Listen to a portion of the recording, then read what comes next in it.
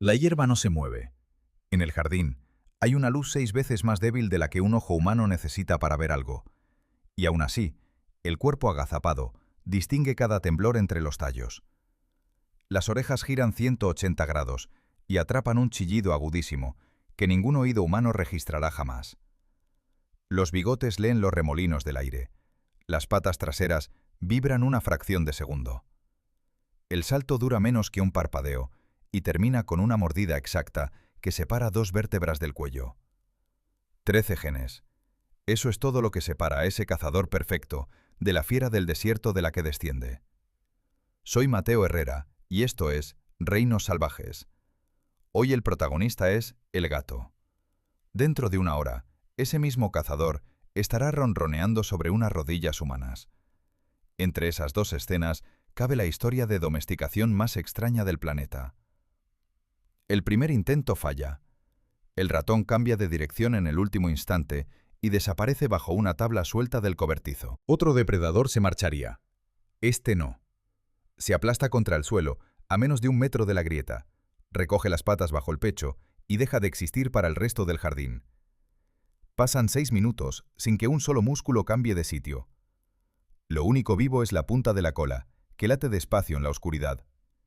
En esa espera no hay paciencia ni cálculo. Hay un programa antiquísimo que se ejecuta solo y un cuerpo que está midiendo la noche con instrumentos que nosotros no poseemos. Para él, el jardín no está a oscuras.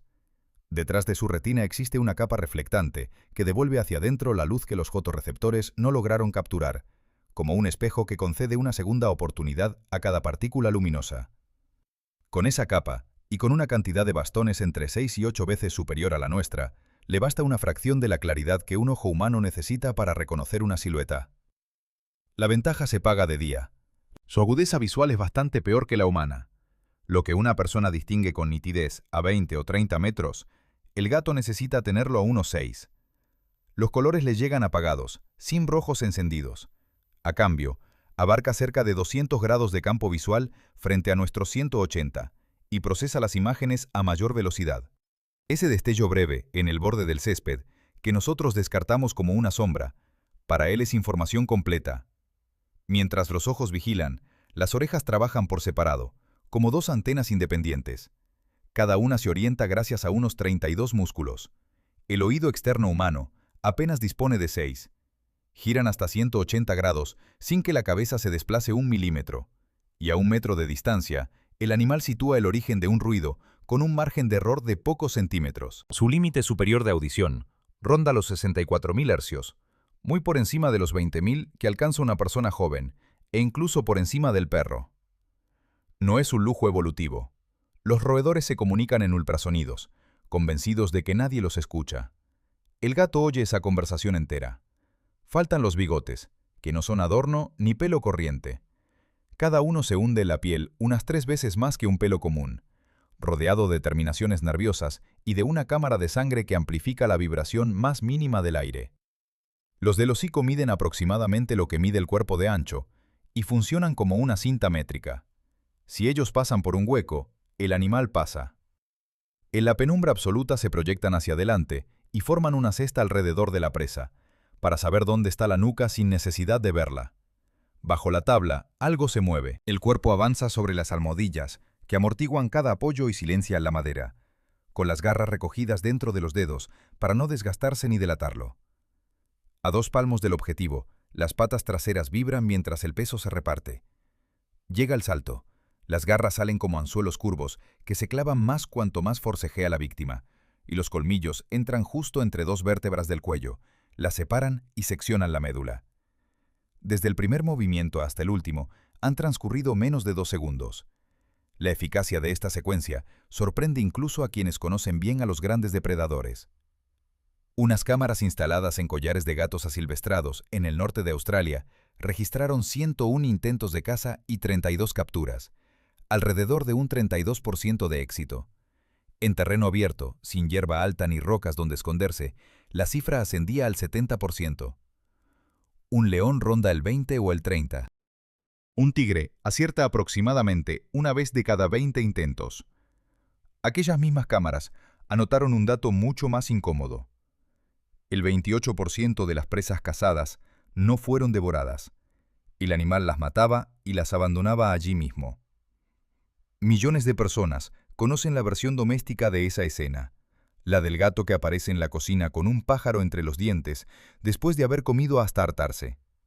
¿Por qué mata a un animal que no tiene absolutamente nada de hambre? La respuesta está en cómo ordena su cerebro las prioridades. En los felinos, el hambre y la caza no dependen del mismo circuito, y comer es una consecuencia, no el motivo. Lo que dispara la secuencia completa, el aplastarse, el acecho, el temblor de las patas y el salto, es el movimiento de un objeto pequeño y veloz, no el vacío del estómago. Por eso, un gato saciado persigue una hoja arrastrada por el viento, y por eso castañetea los dientes frente a la ventana al ver un pájaro inalcanzable.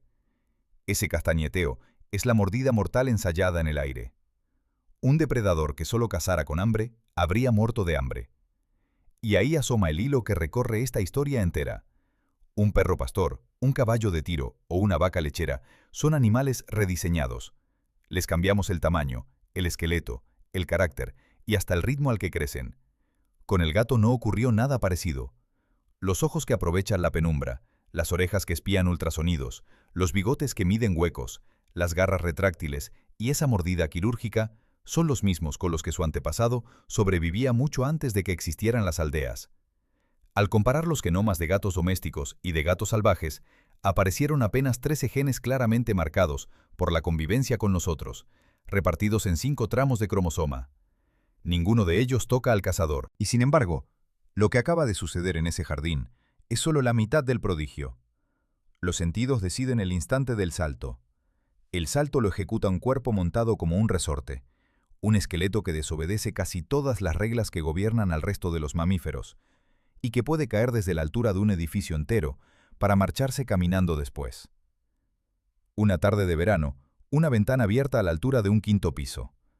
El animal calcula mal el ancho del alféizar al darse la vuelta, y de pronto, debajo ya no hay nada.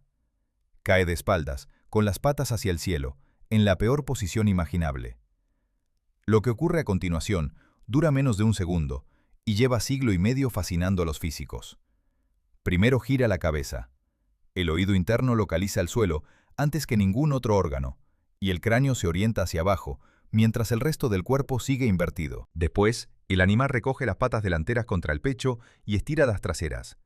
La mitad superior, compacta, rota deprisa. La inferior, extendida, apenas se mueve. Enseguida invierte la maniobra, encoge las traseras, estira las delanteras y arrastra consigo la parte que faltaba. 2 torsiones encadenadas en sentidos opuestos, sin apoyarse en nada. En el último tramo la espalda se arquea, las patas se separan y las articulaciones se flexionan ligeramente para trabajar como amortiguadores. El aterrizaje ocurre sobre las 4 almohadillas casi a la vez. Ningún truco viola aquí las leyes de la física. El animal no gana giro de la nada, sino que reparte el que ya tiene cambiando la forma de su cuerpo, igual que una patinadora acelera al pegar los brazos al tronco. Semejante maniobra exige un esqueleto que desobedece casi todas las reglas de los mamíferos terrestres. Un gato tiene alrededor de 230 huesos frente a los 206 de una persona, y buena parte de esa diferencia está en la columna. Unas 50 vértebras, de las cuales 22 o 23 forman la cola. Entre ellas hay discos elásticos que permiten curvarse, retorcerse y desenrollarse como un muelle cargado. A ese muelle se suma una rareza anatómica de primer orden. La clavícula no está unida al esternón ni al hombro. Flota, sujeta solo por músculo. Sin esa barra rígida que a nosotros nos fija los hombros, el pecho se comprime, la zancada se alarga y el animal atraviesa cualquier hueco por el que quepa la cabeza. La misma columna que absorbe la caída actúa como resorte al correr y en distancias cortas alcanza cerca de 48 km por hora, por encima del velocista humano más rápido jamás cronometrado. Sin carrerilla, salta hasta 5 veces su propia altura. Este conjunto explica por qué los gatos aterrizan de pie. No explica lo que empezaron a observar los veterinarios de Nueva York en los años 80.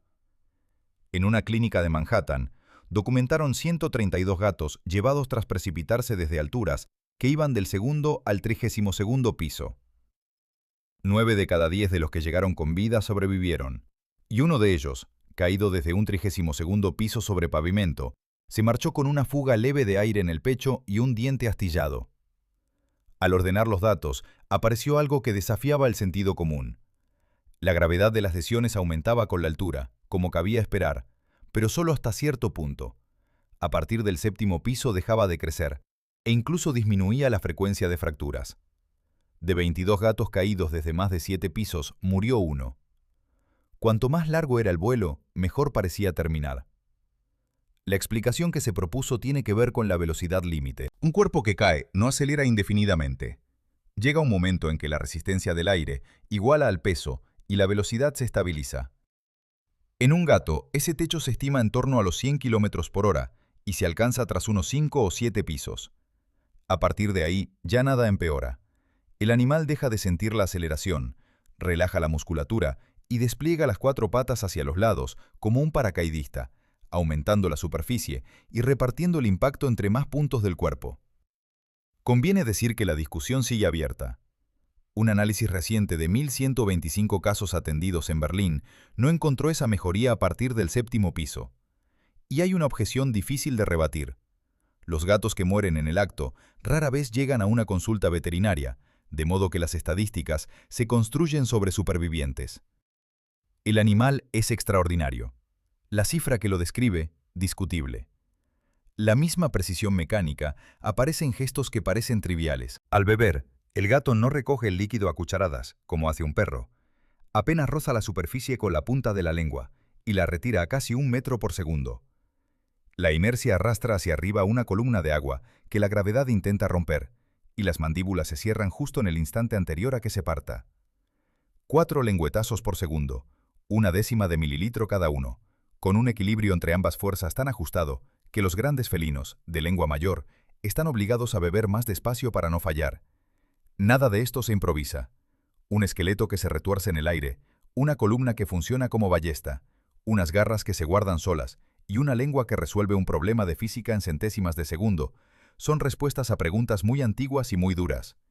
Preguntas que nadie formuló en un salón ni en un tejado urbano, sino en un lugar donde un solo error costaba la vida y donde el agua, sencillamente, no existía. Alguien deja un trozo de fruta madura junto al plato. El animal se acerca, lo olfatea con atención y se marcha. Se le ofrece miel, azúcar, un dulce cualquiera. La reacción es la misma indiferencia. No es capricho ni buena educación. En la lengua de un gato no existe el receptor que detecta lo dulce. Y en su mundo sensorial, ese sabor no está atenuado, sino ausente por completo. La causa es un gen roto. El fragmento de material genético, que en casi todos los mamíferos fabrica media pieza del receptor del azúcar, perdió en los felinos 247 letras y con ellas su capacidad de funcionar. La avería no se limita al gato de casa. Se encontró idéntica en el tigre y en el guepardo. Ocurrió una vez, hace millones de años, en un antepasado común que ya vivía exclusivamente de carne y para el cual detectar fruta madura no aportaba nada. Ese antepasado tiene una historia larga. Los primeros felinos verdaderos aparecieron hace unos 25 millones de años. Cazadores trepadores, algo mayores que un gato actual, con garras que ya se retraían. De aquella raíz salieron ramas que se repartieron el planeta, y de una de ellas nacieron los linajes de gatos pequeños.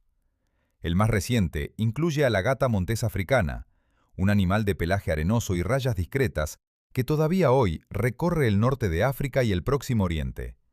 Es la única antepasada de todos los gatos domésticos del mundo. Ese mundo era un horno. Días de arena ardiente, noches frías, agua concentrada en unos pocos puntos y presas diminutas repartidas por kilómetros de terreno abierto. Un felino solitario que patrullaba de noche, dormía a la sombra durante las horas peores y no podía permitirse ni una sola cacería inútil, porque cada persecución fallida se pagaba en agua y en calorías que nadie iba a devolverle. De aquel horno procede una contabilidad hídrica extraordinaria. Los riñones del gato concentran la orina hasta extremos que a un ser humano le resultarían imposibles, de modo que expulsan los desechos gastando un mínimo de líquido. Buena parte del agua que necesita no la bebe, la come. Un ratón es agua en cerca de 2/3 partes de su peso, y un depredador que caza varias piezas al día apenas necesita acercarse a un charco. Por eso el impulso de la sed es débil, tanto que un gato alimentado solo con comida seca puede pasar meses ligeramente deshidratado sin manifestarlo. Y por eso tampoco suda. Sus únicas glándulas sudoríparas útiles están en las almohadillas de las patas. La especialización siguió avanzando hacia adentro. Un gato tiene 30 dientes, y ni uno solo sirve para triturar vegetales. Las muelas funcionan como tijeras que cortan tendón y músculo, y la mandíbula se mueve casi únicamente hacia arriba y hacia abajo, sin el balanceo lateral de un herbívoro. Al comparar su genoma con el de otros mamíferos, aparecieron señales claras de selección en los genes del metabolismo de las grasas, precisamente los que permiten vivir de una dieta que sería tóxica para muchos otros animales. Y aquí empieza la parte incómoda de la perfección. Ese cuerpo afinado durante millones de años se volvió incapaz de fabricar por su cuenta, cosas que casi cualquier otro mamífero produce sin esfuerzo. La lista es corta y brutal. Necesita taurina ya formada, presente solo en tejidos animales. Necesita vitamina A completa, porque no sabe transformar el pigmento naranja de las plantas, como hacen el perro o el ser humano. Necesita un ácido graso concreto, que solo obtiene de la carne. Y su hígado mantiene siempre encendidas las enzimas que desmontan proteína, incluso en ayunas, de modo que un gato sin comida se consume a sí mismo más deprisa que casi cualquier otro carnívoro de su tamaño. Durante mucho tiempo, nadie supo lo estrecho que era ese margen. En los años 70 y 80, gatos alimentados con dietas comerciales aparentemente completas empezaron a quedarse ciegos y a desarrollar corazones dilatados y débiles. La causa resultó ser una sola molécula ausente, la taurina. Al añadirla a los alimentos, el problema desapareció en pocos años. Un descubrimiento discreto que salvó a millones de animales y que mostró hasta qué punto este depredador vive al borde de su propia química. De modo que la pregunta sobre el precio de la perfección tiene respuesta. El gato pagó con la libertad de elegir. Un zorro, un jabalí o un oso pueden atravesar una mala temporada comiendo raíces, frutos o basura. El gato no. Cambió versatilidad por eficacia y quedó atado para siempre a un solo tipo de alimento, disponible únicamente si mata. Un animal así debería mantenerse lejos de todo lo desconocido. Solitario, desconfiado, sin ningún interés por los grupos ajenos, con un margen de error que no admite experimentos. Y sin embargo, en algún momento de los últimos milenios, uno de aquellos cazadores del desierto vio una luz que no era la luna, olió humo, oyó voces, y en lugar de retroceder, dio un paso hacia adelante. La aldea es un puñado de casas de barro junto a un campo segado. Ha caído la noche, y el aire huele a humo, a grano y a algo mucho más interesante. Roedores, decenas de ellos, concentrados en un espacio minúsculo alrededor de los depósitos. Para un cazador que en campo abierto recorre kilómetros por unas pocas presas, ese lugar es una anomalía absoluta. Toda la comida del mundo, reunida en un patio. También es una trampa. Hay perros, hay fuego, hay siluetas grandes que se mueven de forma impredecible. El animal se detiene en el límite de la luz durante mucho tiempo. Luego avanza, mata, come y se marcha antes del amanecer. Al día siguiente vuelve. Ningún ser humano lo ha invitado. Ningún ser humano lo ha capturado. La convivencia empieza así, sin ceremonia y sin acuerdo. Y esa entrada silenciosa marcará todo lo que viene después. La prueba más antigua de que la relación llegó a ser algo más que una coincidencia está en Chipre. Allí se encontró una sepultura de hace unos 9.500 años, en la que un ser humano fue enterrado con un gato pequeño a escasos centímetros, colocado en la misma orientación. El detalle decisivo es geográfico. En aquella isla nunca hubo felinos salvajes autóctonos. Alguien llevó a ese animal en barco cruzando el mar, y nadie transporta un depredador por capricho. Milenios después, en Egipto, la relación cambió de naturaleza. Las pinturas de las tumbas muestran gatos con collares y pendientes, comiendo de un plato, sentados bajo la silla de sus dueños. El cazador de graneros se había convertido en habitante de la casa y en figura sagrada. Durante décadas se dio por hecho que desde allí, o desde el Próximo Oriente, el animal se extendió lentamente por el mundo, acompañando a los primeros agricultores. Esa versión acaba de romperse. En el año 2025, un equipo internacional analizó 87 genomas de gatos antiguos y modernos, procedentes de Europa, el norte de África y Anatolia. El resultado fue incómodo para el relato tradicional. Los gatos domésticos no llegaron a Europa con los agricultores neolíticos, sino alrededor de 2000 años atrás, en pleno apogeo del mundo romano, y su origen apunta al norte de África.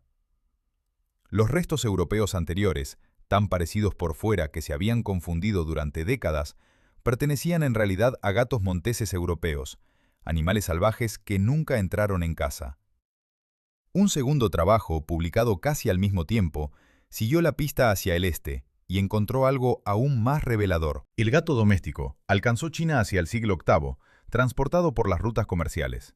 Pero durante milenios, mucho antes de su llegada, otra especie había vivido junto a las aldeas chinas, el gato leopardo asiático, que cazaba roedores alrededor de los asentamientos desde hacía más de 5000 años. Convivió con la gente, se benefició de sus graneros y jamás se domesticó. La proximidad, por sí sola, no basta. Lo que sí basta está escrito en el genoma, y es sorprendentemente poco. Cuando los investigadores compararon el material genético de gatos domésticos con el de gatos salvajes, buscando huellas de selección, encontraron primero 130 regiones sospechosas. Al filtrarlas con criterios estrictos, quedaron 5 tramos de cromosoma, y dentro de esos 5 tramos, 13 genes. El contenido de esa lista es lo verdaderamente asombroso. No hay ningún gen del tamaño corporal, ni de la fuerza de la mandíbula, ni de la agudeza de los sentidos, ni de la longitud de las patas. Los 3 están relacionados con el sistema nervioso, con las conexiones entre neuronas, con la memoria, con la respuesta de miedo y con el aprendizaje asociado a la recompensa. Es decir, con la capacidad de acercarse a algo grande y ruidoso sin salir huyendo, y de asociar esa cercanía con comida. La comparación con el perro resulta demoledora. En el genoma canino, las señales de selección humana son abundantes y afectan al esqueleto, al pelaje, al tamaño, al comportamiento y hasta al metabolismo del almidón. En el del gato son un puñado. Un ganadero eligió durante siglos qué vaca daba más leche y qué perro guardaba mejor el rebaño. Nadie eligió nunca qué gato cazaba mejor los ratones, porque el trabajo lo hacía el animal por su cuenta y el criterio de selección era uno solo: quedarse cerca sin morder ni desaparecer. Hay un segundo motivo, más profundo. Ninguna población de gatos domésticos estuvo jamás realmente aislada de sus parientes salvajes. Los animales entraban y salían de las casas, cruzaban los límites de las aldeas y se apareaban con quien encontraban al otro lado. El flujo de genes nunca se cortó, y un genoma que sigue abierto al monte no se transforma en un genoma doméstico. De modo que el pacto existió, pero no fue un pacto de sometimiento. El ser humano puso el grano puso los roedores pusieron al gato, y el gato aportó lo único que le pedían: la tolerancia, sin ceder ni un gramo del cuerpo con el que llevaba millones de años cazando. Y aún así, en esa larga convivencia, el animal inventó algo que sus antepasados del desierto no tenían. Una señal nueva, dirigida a nosotros, que suena en millones de casas todos los días y que casi nadie interpreta correctamente. Un cantante de ópera con la voz más grave del mundo desciende hasta unos 40 hercios, y el público siente el suelo vibrar. Es un límite físico. Para bajar más, haría falta un instrumento mayor, cuerdas más largas, un cuerpo más grande. Y sin embargo, un animal de 4 kilos, con una laringe del tamaño de una nuez, produce sin esfuerzo un sonido continuo de 20 a 30 hercios, muy por debajo de ese techo, y lo mantiene durante minutos, al inspirar y al expirar, sin interrupción. Ese sonido es el ronroneo, y durante medio siglo, la ciencia creyó tener la explicación. La teoría dominante decía que el gato no producía el ronroneo como cualquier otra vocalización, sino mediante contracciones musculares rapidísimas, ordenadas por el cerebro. Pequeños impulsos nerviosos, 20 o 30 por segundo, que abrían y cerraban la glotis como un obturador. Un mecanismo único entre los mamíferos, tan raro que resultaba casi sospechoso. En el año 2023, un equipo dirigido por un investigador de la voz en Viena decidió comprobarlo de la manera más directa posible. Tomaron 8 laringes extraídas de gatos fallecidos por causas naturales, las montaron sobre un soporte y les hicieron pasar aire. Sin cerebro, sin nervios, sin una sola fibra muscular capaz de contraerse. Si la teoría antigua era correcta, no debía sonar absolutamente nada. Las 8 ronronearon. Todas, sin excepción, generaron oscilaciones sostenidas entre 25 y 30 hercios con el simple paso del aire. Al examinar la anatomía con detalle, apareció el responsable. Unas masas de tejido fibroso de hasta 4 milímetros incrustadas dentro de las cuerdas vocales. Los anatomistas las conocían desde hacía tiempo, sin saber para qué servían. Esas almohadillas aumentan la densidad del tejido y lo obligan a vibrar mucho más despacio. Igual que una cuerda más pesada, suena más grave. El gato lleva incorporado un lastre que le regala una octava imposible para su tamaño. El volumen que alcanza esa maquinaria diminuta también sorprende. El récord registrado para un gato doméstico se sitúa en 67,8 decibelios, comparable al ruido de un lavavajillas en marcha. Su propietaria contaba que la gente le preguntaba por teléfono qué aparato tenía encendido de fondo. Ahora bien, si el ronroneo fuera simplemente la señal de un animal satisfecho, no habría misterio. Y el misterio empieza justo ahí. Los gatos ronronean sobre unas rodillas cálidas, pero también ronronean en la sala de espera de una clínica veterinaria, con el pulso disparado. Ronronean con un hueso roto, ronronean solos, sin nadie que los escuche. Ronronean a veces en las últimas horas de su vida. Un gesto de placer no aparecería en esos lugares. Antes de resolverlo, conviene mirar el resto de su repertorio, porque el ronroneo es solo la capa audible de un sistema mucho más amplio.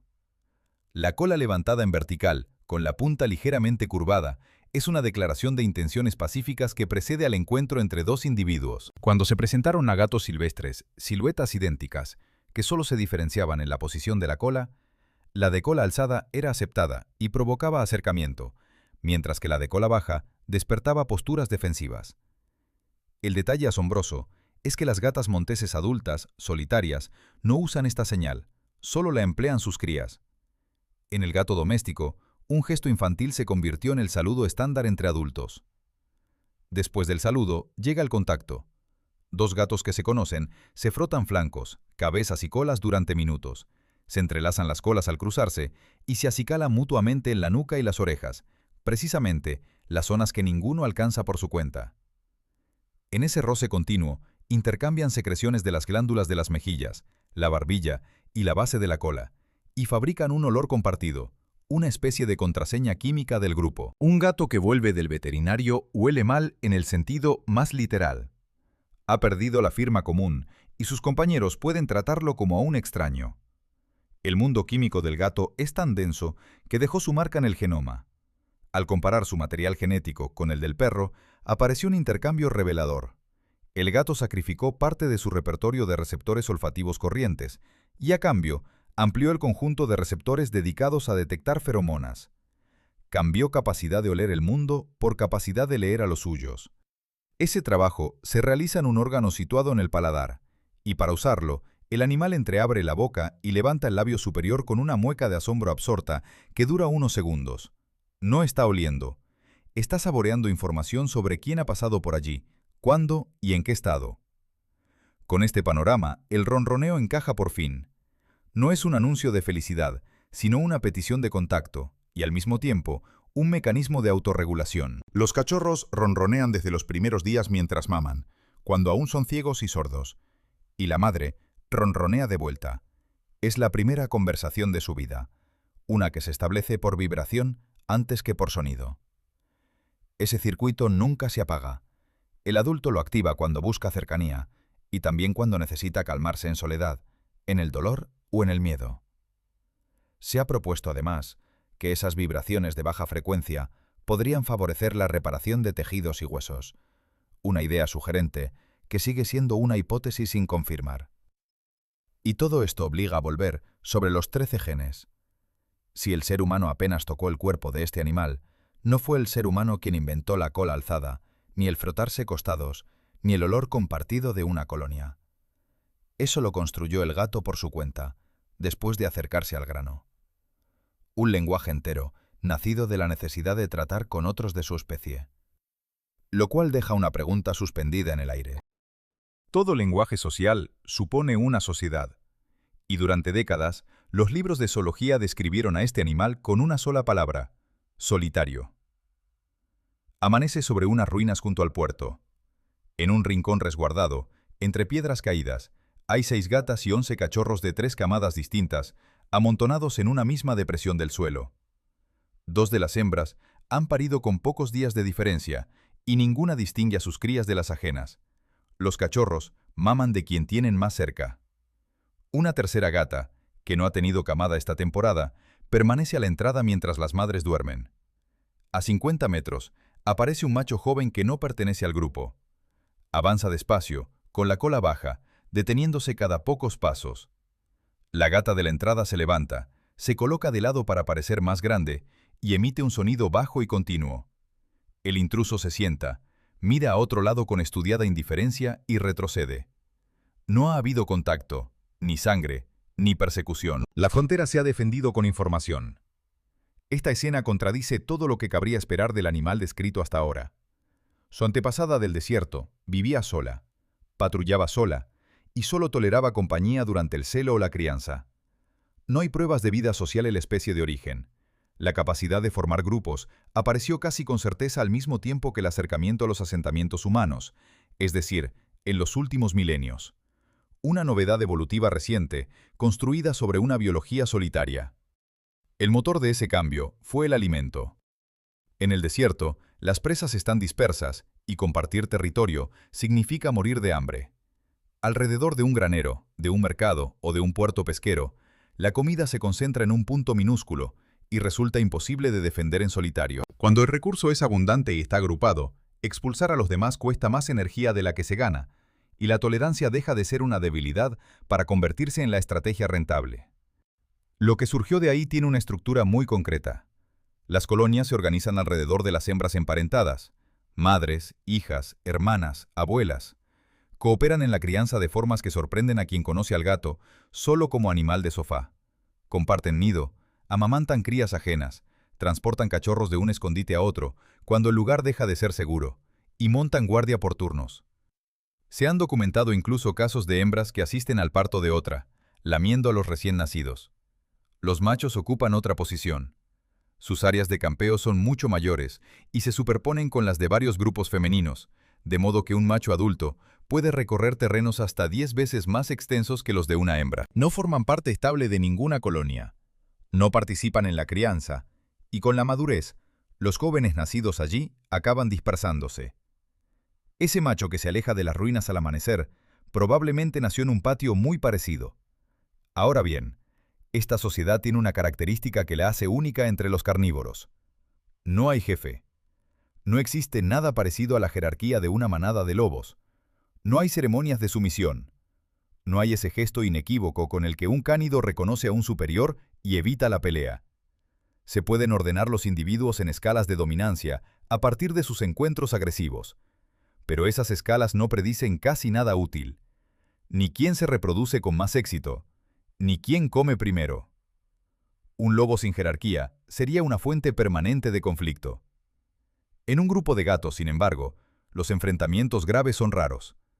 Y esa aparente contradicción es la clave del asunto. La respuesta está en que el pegamento de esta sociedad no es la obediencia, sino el olor y el tiempo. La cohesión se mantiene mediante el frotamiento mutuo y el acicalamiento, que redistribuyen constantemente la firma química común. Un individuo que huele al grupo es del grupo, y con él el conflicto no se plantea. Un individuo que huele distinto es un problema, aunque haya nacido a 200 metros. El segundo ingrediente es el reloj. Varios gatos utilizan los mismos caminos, los mismos tejados y los mismos puntos de alimentación sin cruzarse jamás, porque los ocupan a horas diferentes.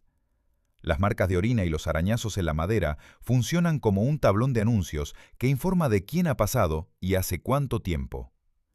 Leyendo esas señales, el que llega decide esperar o cambiar de ruta. Es un sistema de reparto en el tiempo, no en el espacio, y evita casi todos los encuentros que podrían terminar mal. Queda un rasgo que impide llamar manada a este conjunto. Por muy unida que esté una colonia, la caza sigue siendo estrictamente individual. Ningún gato colabora con otro para acorralar una presa. Ninguno comparte lo que ha capturado. Ninguno depende de sus compañeros para comer. Viven juntos y trabajan solos. La sociedad felina no es una alianza de cazadores, sino un acuerdo entre vecinos que comparten una despensa. Por eso el tamaño de estos grupos es tan elástico. Donde el alimento abunda, se han descrito concentraciones de decenas de individuos en unas pocas manzanas. Donde escasea, los mismos animales vuelven a vivir separados, como sus antepasados, sin que nada en su comportamiento se rompa. Es una especie que puede encender y apagar la vida social según la despensa disponible. Y toda esta arquitectura, las guardias, los nidos compartidos, las rutas negociadas y el olor común, existe por una sola razón. Sirve para proteger algo que llega al mundo ciego, sordo, incapaz de regular su propia temperatura y con un peso que apenas supera los 100 gramos. Ocurre en la oscuridad de un altillo, sobre unos trapos viejos. El primer cachorro llega envuelto en su membrana y la madre la rompe con los dientes, lo lame con fuerza hasta arrancarle el primer chillido y corta el cordón. Pesa alrededor de 100 gramos, cabe en una mano cerrada y no ve ni oye absolutamente nada. Los párpados están sellados y los conductos auditivos cerrados. Tampoco puede mantener su temperatura corporal, sin embargo se mueve. Balancea la cabeza de lado a lado, avanza a empujones con las patas delanteras y localiza el calor y el olor del vientre materno en cuestión de minutos. Ese trayecto de 15 centímetros es la primera prueba de su vida y algunos no la superan. Detrás llegarán 3 o 4 hermanos más en un parto que puede prolongarse varias horas. Lo que ha sucedido semanas antes para que esa camada exista sigue una lógica muy distinta a la de la mayoría de los mamíferos. La gata no ovula por calendario. Sus óvulos permanecen retenidos hasta que el apareamiento los libera, y el disparador es mecánico. El órgano del macho está cubierto de pequeñas espinas dirigidas hacia atrás, que, al retirarse, estimulan las paredes internas y desencadenan una cascada hormonal que ordena la ovulación. De ahí ese grito característico de la hembra en el momento final del apareamiento. Este mecanismo es de una eficacia implacable, porque garantiza que nunca se desperdicie un óvulo en ausencia de esperma. Y tiene una consecuencia curiosa. Como la ovulación se reparte a lo largo de varios apareamientos durante los días fértiles, y como la hembra se aparea con distintos machos en ese periodo, los óvulos de una misma camada pueden ser fecundados por padres diferentes. De ahí que en un solo nido aparezcan cachorros tan distintos entre sí que resulta difícil creer que sean hermanos. Lo son solo por parte de madre. La gestación dura entre 63 y 65 días. Después llegan las semanas más peligrosas de toda la existencia del animal.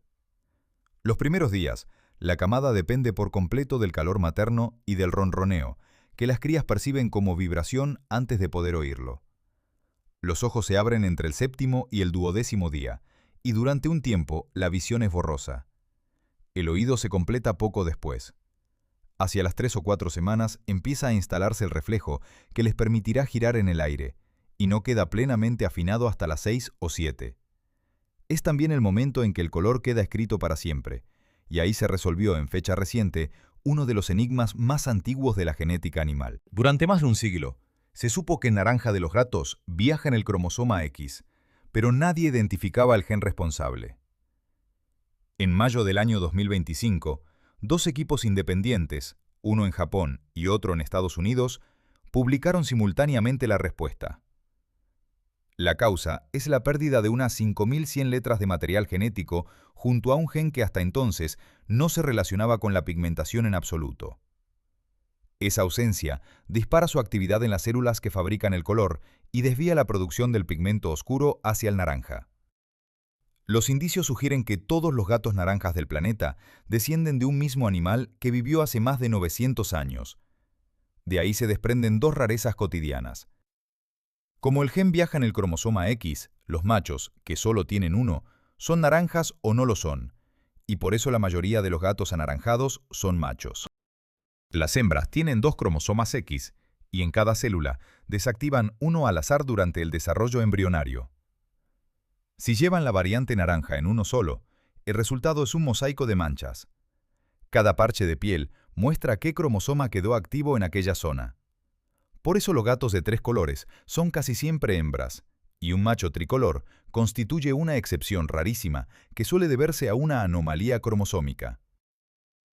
Los dedos de más, en cambio, se heredan por una vía completamente distinta, mediante una mutación dominante que altera la regulación del desarrollo de las extremidades y afecta por igual a machos y a hembras, como en el gato canadiense, que llegó a sumar 28 frente a los 18 habituales. A partir de la cuarta semana llega el aprendizaje serio. La madre empieza a traer presas, primero muertas, después heridas y por último vivas, y los cachorros practican con ellas la secuencia completa. Los que crecen sin ese entrenamiento cazan peor toda su vida. El juego entre hermanos, esos ataques desordenados con las orejas hacia atrás, es el mismo programa ejecutado sin víctima. Y en esas semanas ocurre algo que no depende de ningún gen.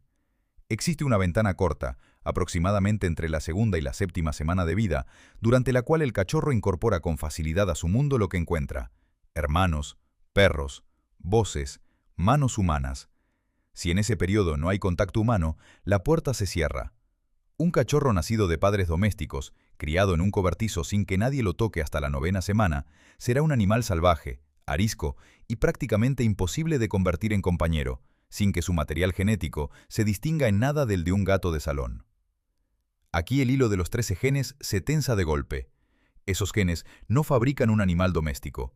Fabrican un animal capaz de volverse doméstico, y solo si alguien está presente durante unos 30 días concretos de su infancia. La domesticidad del gato no se hereda entera, hay que reconstruirla en cada generación, a mano, en una ventana que se abre y se cierra en poco más de un mes. Un equilibrio así de frágil debería haber fracasado hace mucho. Y sin embargo, ese animal no solo sobrevivió junto a nosotros, llegó a los templos, subió a los barcos que cruzaron los océanos y terminó, un día de octubre, dentro de un cohete. Corre el año 1888. Un campesino trabaja la tierra cerca de la aldea de Beni Hassan, en el Egipto Medio, cuando el suelo cede bajo sus pies y cae dentro de un pozo. Abajo no hay oro ni sarcófagos dorados. Hay gatos. Miles de gatos vendados, apilados unos sobre otros en galerías que se pierden en la oscuridad, tan apretados que un testigo de la época habló de una veta, como si aquello fuese carbón. El yacimiento se saqueó en cuestión de semanas. El olor, según quienes lo visitaron, resultaba insoportable. El suelo quedó cubierto de vendas rotas, huesos y pelo. Los niños de la zona recogían las momias mejor conservadas y se las vendían a los turistas. Y en febrero de 1890, unas 19,5 toneladas de restos, alrededor de 180.000 gatos momificados, viajaron de Alejandría a Liverpool y se subastaron como abono agrícola. Las crónicas de la prensa británica cuentan que el subastador utilizó una cabeza de gato momificada a modo de martillo. Para entender aquella cifra hay que retroceder milenios.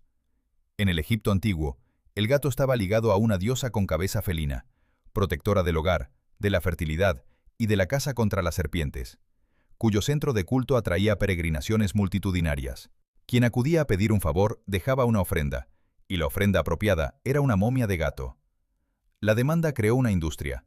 Los templos criaban animales expresamente para ese fin. Los estudios radiológicos de momias conservadas en museos europeos han revelado que muchas contienen cachorros de entre 2 y 5 meses, con el tórax comprimido para ocupar el mínimo espacio posible y, en algunos casos, señales de una muerte que no fue natural.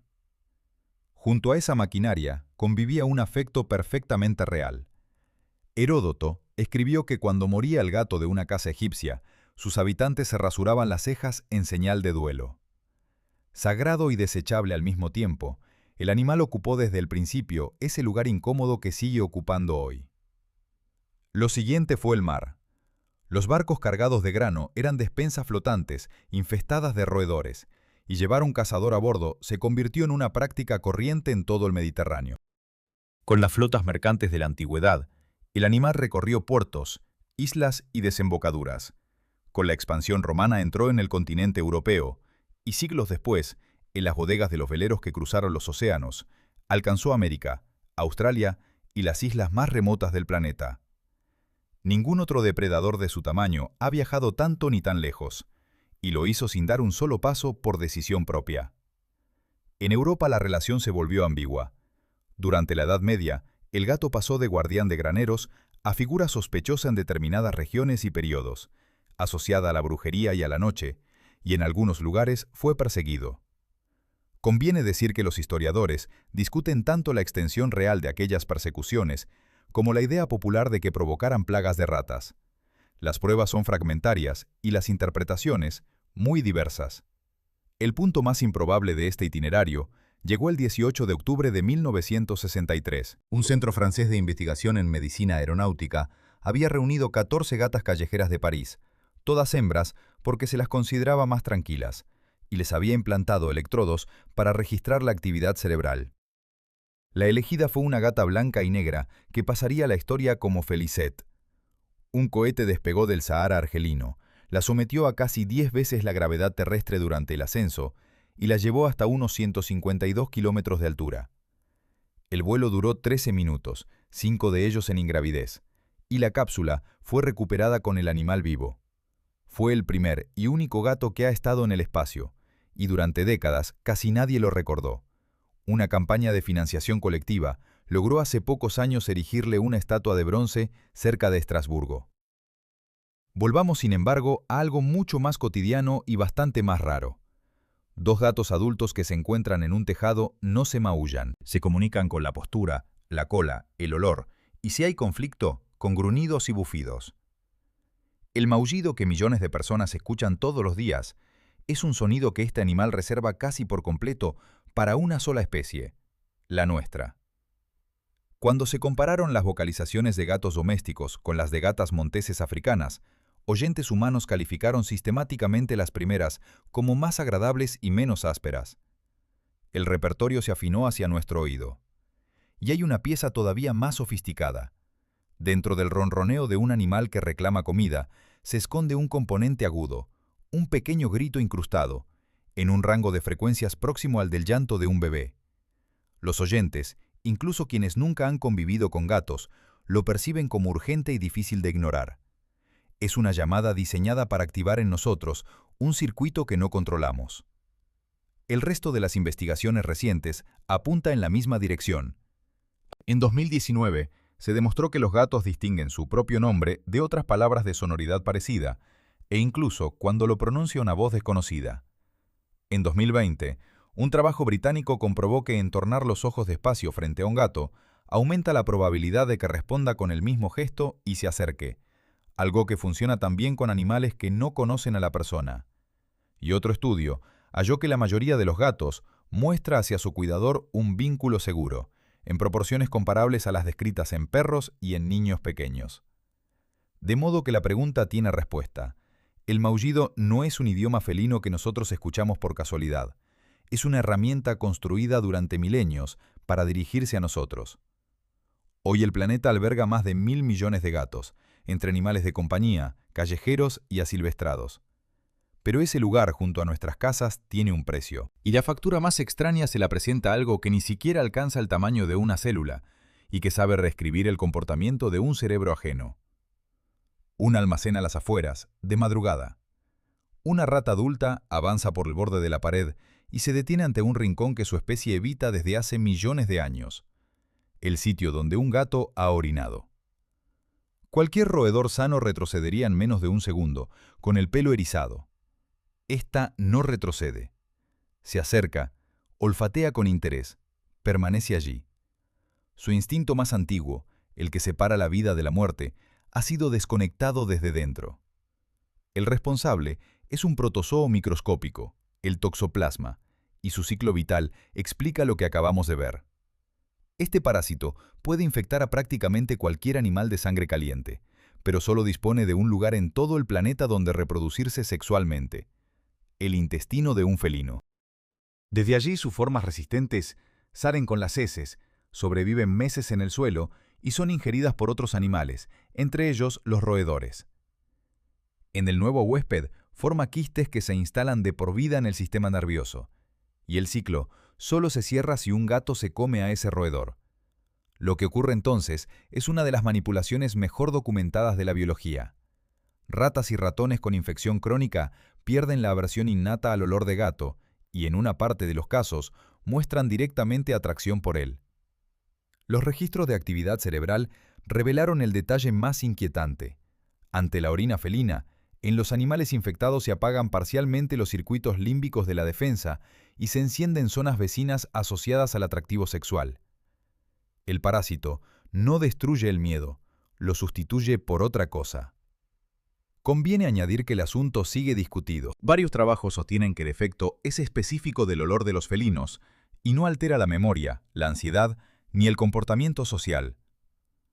Otros, más recientes, encontraron roedores infectados que se volvían menos temerosos ante depredadores de cualquier tipo, lo que apuntaría a un efecto general y no a una estrategia dirigida. En cuanto a las consecuencias en seres humanos, la prudencia es obligada. Existen asociaciones estadísticas descritas en la literatura, pero ninguna relación causal firmemente establecida. El toxoplasma es solo el enemigo más elegante. Los demás son mucho más directos.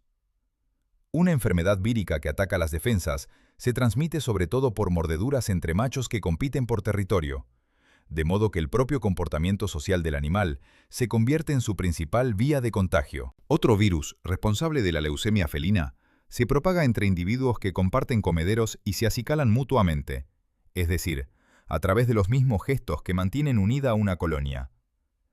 Y una tercera infección, capaz de arrasar camadas enteras en pocos días, resiste largos periodos en el ambiente.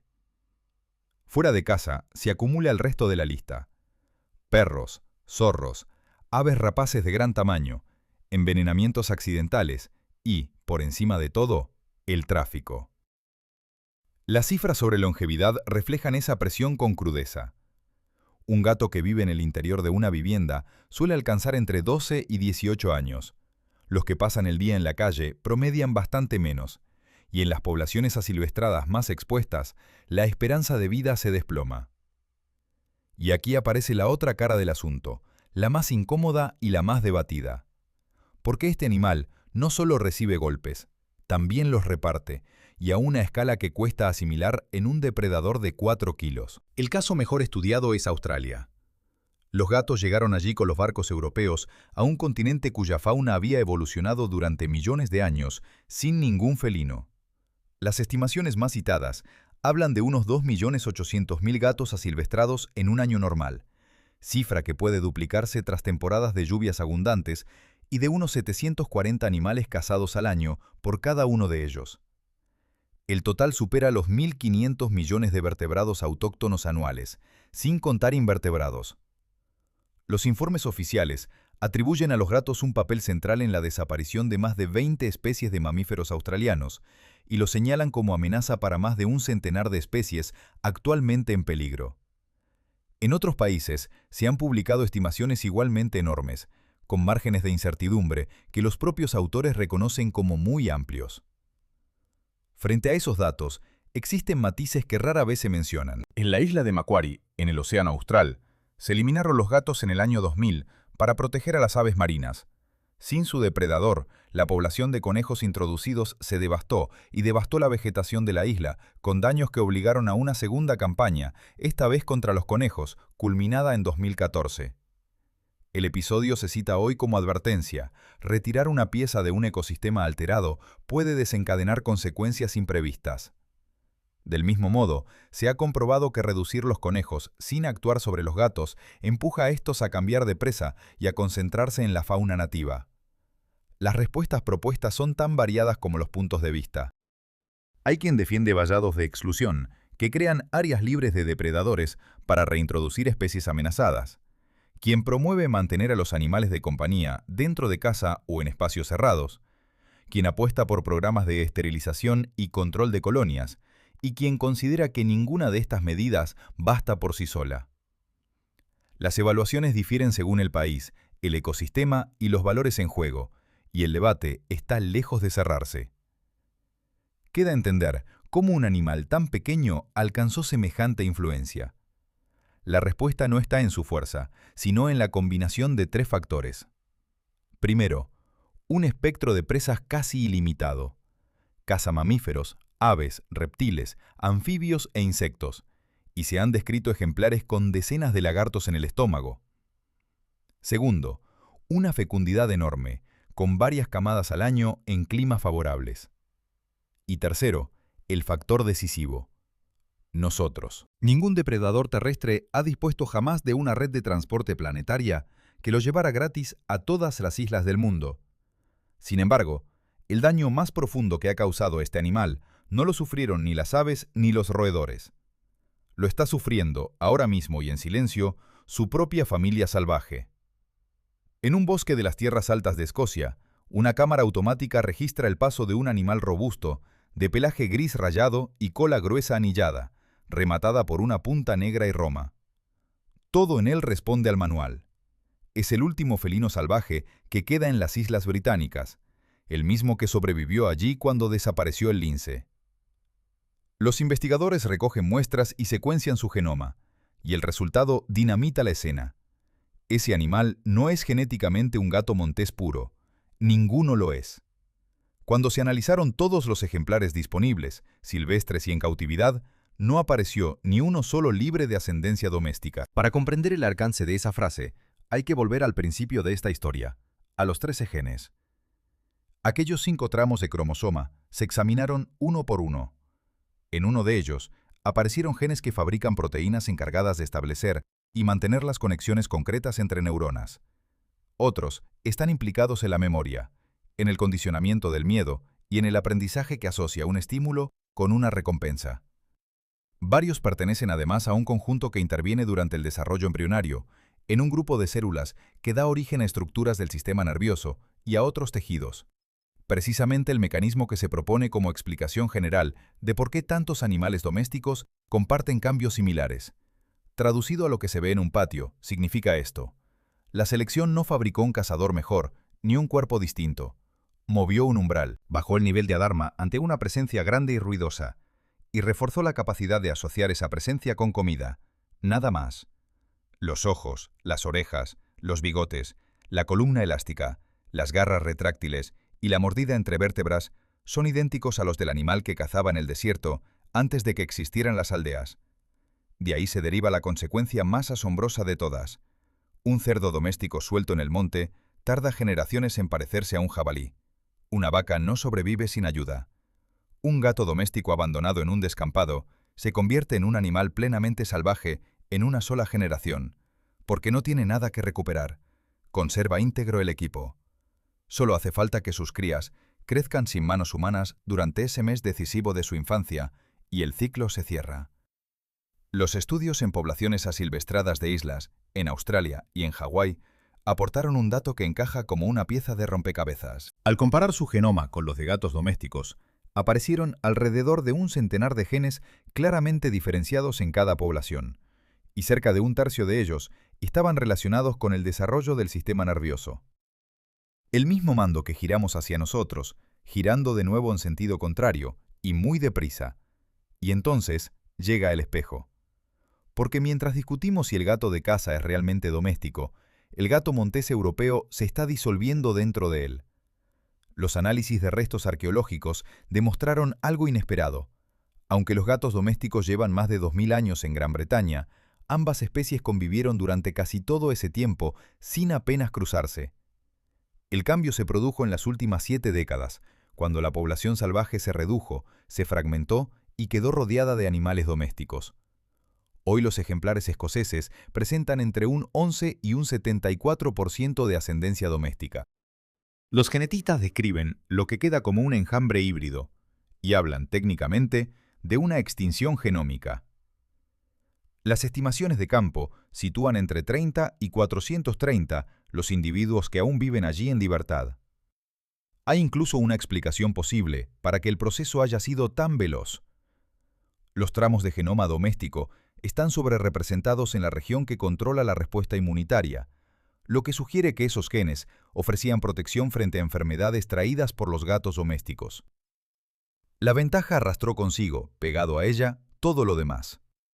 Joe Howard McComb, que dirigió el trabajo, afirmó que cuanto estos animales desarrollaron durante miles de años se está perdiendo en unas pocas generaciones. La respuesta a esta situación son programas de cría en cautividad y sueltas controladas en las tierras altas, junto a campañas de esterilización de gatos domésticos en las zonas límite. En otras regiones europeas, la hibridación es mucho menor y las poblaciones salvajes se mantienen razonablemente íntegras, lo que da margen para actuar antes de que se repita el caso escocés. También aquí las opiniones difieren. Hay quien sostiene que un felino con ascendencia mixta, pero comportamiento salvaje, sigue cumpliendo su papel ecológico, y quien considera que sin genoma propio, la especie ya no existe. Y así se cierra la pregunta con la que empezó este viaje. ¿Domesticamos al gato? La respuesta honesta es que apenas lo rozamos. 13 genes y un umbral de miedo más bajo. Eso fue todo lo que obtuvimos de un animal que llegó por su cuenta, atraído por los roedores de nuestros graneros, y que nunca entregó su cuerpo a cambio. Es el único gran animal doméstico que se domesticó a sí mismo, y el único que puede deshacer el trato en una sola generación. Mientras tanto, el que llamábamos salvaje se convierte en él. Quizá por eso, el récord de longevidad de esta especie tenga algo de símbolo. La gata más vieja de la que existe registro fiable vivió 38 años y 3 días en una casa de Texas, casi el triple de lo que suele vivir un gato, atendida hasta el último día. El mismo animal que en un descampado habría vuelto a ser una fiera en cuestión de meses. Hasta aquí el viaje de hoy, desde un jardín a oscuras hasta un bosque escocés donde se decide el futuro de un linaje entero. Soy Mateo Herrera, y les agradezco de corazón que me hayan acompañado durante toda esta historia. Si les ha gustado, dejen su me gusta y suscríbanse al canal. Es la mejor manera de que sigamos contando la vida de los animales que creemos conocer.